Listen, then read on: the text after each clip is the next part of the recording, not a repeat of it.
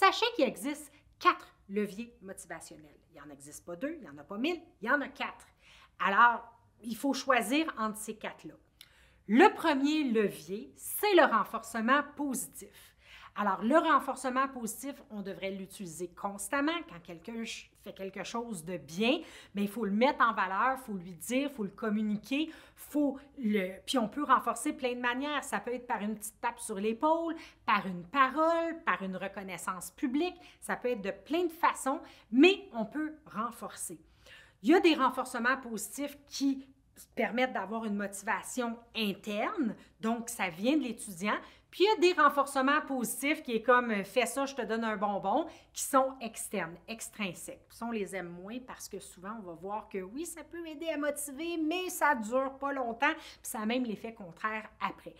Inquiétez-vous pas, on va tout approfondir ces leviers-là. Alors, renforcement positif. Ensuite, il y a tout ce qui est recadrage. Le recadrage, c'est simplement de permettre à l'interlocuteur de voir la situation sous un autre angle, d'essayer de se mettre dans une autre posture, puis d'essayer de voir, de prendre une autre perspective.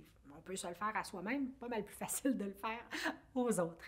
Ensuite, il y a la rétroaction. Donner du feedback, donner une rétroaction. C'est comme ça qu'on apprend. Je veux savoir qu'est-ce que j'ai fait de bien, qu'est-ce que j'ai fait de moins bien, comment ça pourrait être amélioré. Donc, de donner des rétroactions face au comportement, face aux actions, face aux paroles, tout simplement. C'est extrêmement efficace, c'est essentiel pour qu'il y ait progression en plus d'être motivé. Et le dernier outil, il faut l'utiliser avec parcimonie, ce sont les conséquences.